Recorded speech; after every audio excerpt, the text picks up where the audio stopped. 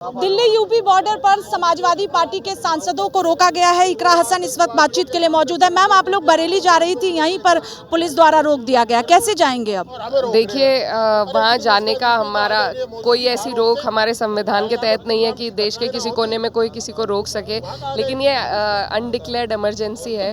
और जिस तरीके से सत्ता का दुरुपयोग हो रहा है और जिस तरीके से प्रशासन सिर्फ सत्ता की बातों को मान के हमें रोक रहा है, हमारी समझ से परे है। हम वहाँ पर किसी एजेंडे के तहत नहीं जा रहे थे, हम सिर्फ वहाँ पर संवाद कायम करने के लिए, वहाँ के जो पीड़ित हैं उन लोगों से मिलने के लिए, किसके तहत एक पर्टिकुलर कम्युनिटी को टारगेट करके उनको प्रताड़ित किया जा रहा है। और बहुत ही सरल और सकारात्मक मैसेज, आई लव मोहम्मद जैसे एक मैसेज पे विवाद खड़ा इस सरकार ने किया है और प्रशासन उनका साथ दे रही है। तो हमारे समझ में नहीं आ रहा है कि किस तरीके का जंगल राज उत्तर प्रदेश में चल रहा है। क्या वहाँ संविधान लागू नहीं होता है?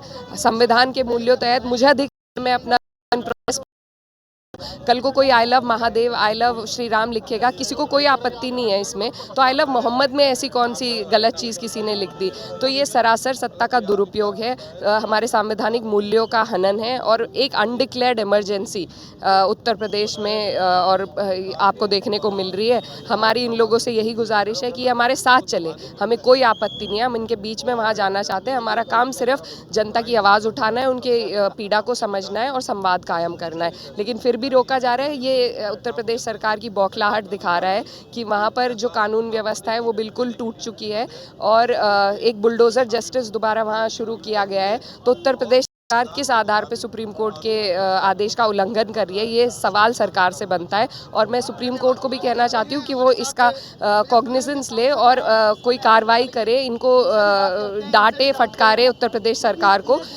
वहाँ पर जिस तरीके से ये हो रहा है, हिंदू मुस्लिम का एजेंडा फिर से उठाया जा रहा है, सिर्फ इसलिए क्योंकि वहाँ की सरकार पीडीए की ताकत से डर गई है। इनकी सियासी ज़मीन खिसक चुकी है, इनके पास कोई काम नहीं है जिसके आधार पे ये 1 साल बाद वोट मांगेंगे। इसलिए फिर से हिंदू मुस्लिम उठाया जा रहा है और बिल्कुल इतनी बेहुदी एक चीज़ पे इन्होंने उठाया है, प्राइमा फाशे, मतलब it is my right to express. फिर किस आधार पे रोका जा रहा है? कल को कोई I love Wahe Guru, I love Jesus कहेगा, ये सकारात्मक मैसेज है। आई हेट तो नहीं कहा ना किसी ने। तो किस आधार पे उत्तर प्रदेश सरकार ये कर रही है, हमारी समझ से परे। ये सिर्फ और सिर्फ डर गए हैं कि ये सत्ता से बाहर होने वाले हैं और इससे हमारी ताकत और बढ़ेगी, पीडीए और मजबूत होगा और इन्हें उठा के बाहर फेंकेगा। प्रशासन का कहना है कि अगर समाजवादी पार्टी का डेलीगेशन वहां पर पहुंचेगा तो सिचुएशन और ज़्यादा खराब हो सकता है, क्योंकि अब धीरे धीरे शांति बहाल वहां पर हो रही है। तो आपको ऐसा लगता है कि अगर आप लोग जाएंगे तो वहां पर और ज़्यादा माहौल खराब होगा? हमारा इनको कहना है शासन के बीच में वहाँ जाना चाहते हैं, हम किसी एजेंडे के तहत वहाँ नहीं जा रहे हैं। हर जनप्रतिनिधि का ये दायित्व है कि जहाँ भी कोई ऐसी घटना हो